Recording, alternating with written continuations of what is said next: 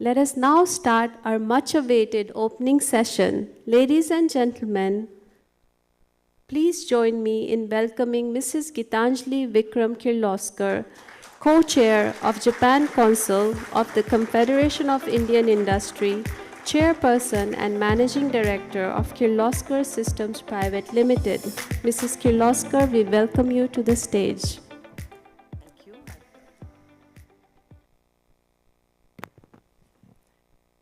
Konnichiwa, namaskara.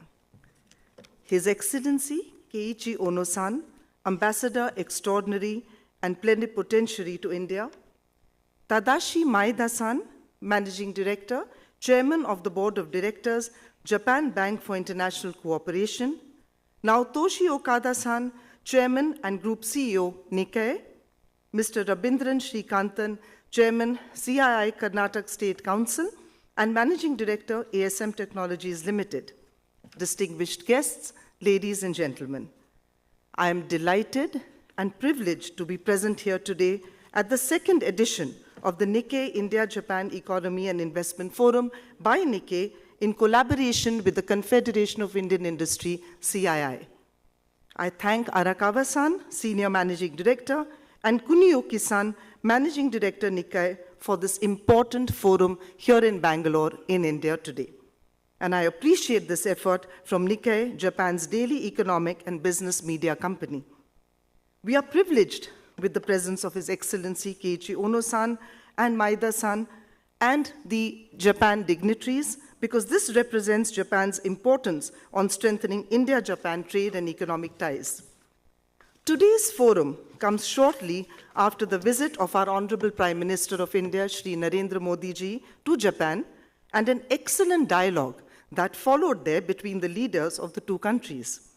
Our governments have articulated a clear and ambitious vision for the future, reaffirming the strategic depth of our partnership, with the opportunity to make in India, make for the world, India as a hub for global manufacturing and innovation. The 12th India-Japan Business Leaders Forum, organized jointly by CII and Kedandran, was also held in Tokyo during the Prime Minister's visit, and I was happy to have been a part of it. Given the recalibration of foreign policies globally, increasing nationalism, the tariff wars, and the resultant global rebalance, there is an increasing, accelerated drive for self-reliance. So today, there is even greater potential for the India-Japan alliance to become strong in the Indo-Pacific region and for global good. In fact, there is a revised private investment target of Japanese yen 10 trillion from Japan to India recently set for the next decade, almost double. India and Japan have completed 73 years of strong diplomatic ties this year. Japan has been an important partner in India's development journey, a large recipient of the overseas development assistance. Our relationship has matured into a special strategic and global partnership across economic, technological, and strategic domains. There are, I believe, now over 1,400 Japanese companies invested over USD 40 billion in India, and more than 70% are looking at investing in growth and further expansion in our country. CII, in collaboration with JETRO and JCCII, has recently released the report on Japan-India Economic Security Cooperation. As the fastest growing major economy, a GDP growth rate of 6.2% that seems to be sustaining, the largest population, surpassing China at 1.4 billion people, an upwardly growing middle class and rural productivity, a supportive and stable policy environment for investment, all these fundamentals present a compelling opportunity for Japan and Japanese companies to diversify, invest, and build resilient, future-ready supply chains here. Today, Japan, I believe, can view India as a long-term strategic investment with a globally competitive export potential embedded. For India, Japan brings technological excellence, precision manufacturing, and long-term capital. This synergy is reflected in bilateral trade, which expanded by nearly 48% from FY 20 to 25, supported by the Comprehensive Economic Partnership Agreement. Cumulative Japanese FDI into India has now touched 44 billion USD, primarily in automobiles, infrastructure, telecom, and pharma. The India-Japan Business Leaders Forum now highlighted deepening collaboration across key sectors, which now include advanced manufacturing, semiconductors, critical materials, healthcare, very important, and human resource development. Japan's plan to partner in legacy semiconductor, LCD, and battery production to India will support India's boost in manufacturing and employment. Strengthens India-Japan partnership in the global tech supply chain. As we know, the world's supply chains are now being rewritten. Launch of the India-Japan AI initiative, data centers, electronics and electronic component manufacturing. There's collaboration in infrastructure, as we greatly look forward to Japan with their gift of the first 2 high-speed Shinkansen bullet trains. Training of Indian engineers there will also help develop and raise the bar of technical skill and excellence, which is happening now on the railways. Defense partnership with the Unicorn for co-development and co-production of defense equipment. Over the coming decades, we will see greater collaboration in green energy, green mobility, even space technology, as the 2 countries team up to hunt water on Moon's South Pole. CII will work on industry-led cooperation to advance partnership in existing and all these new sectors that are planned. For concrete, impactful outcomes, JETRO is working very hard, in fact, with accelerated energy to drive partnerships between the critical sector of MSMEs and startups to India.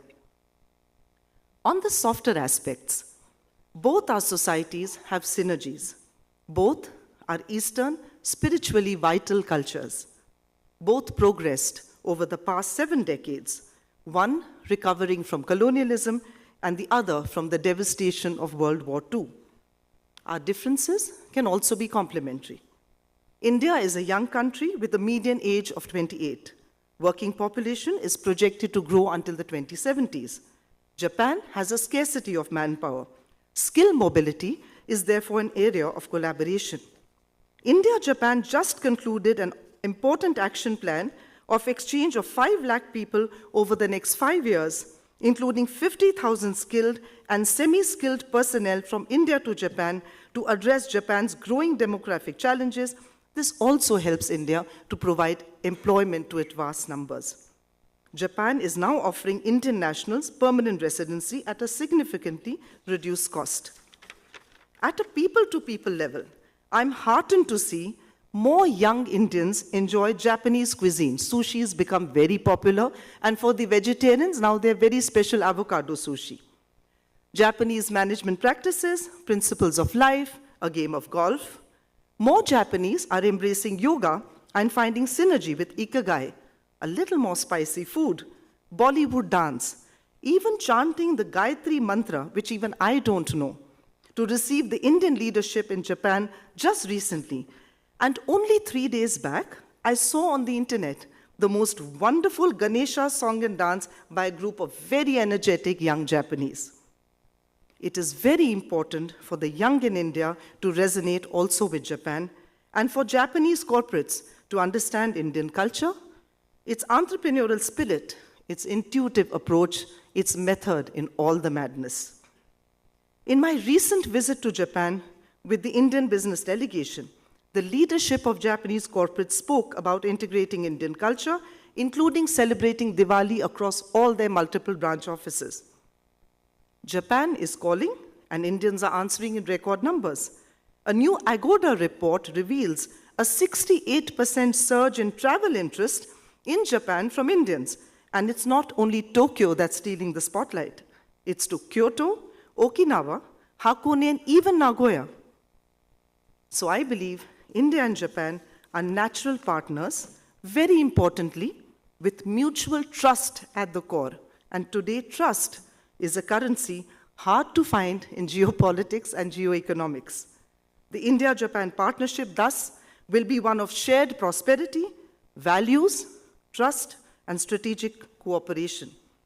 Its transformational potential can shape a dynamic and inclusive future for the region and for the global good, I believe.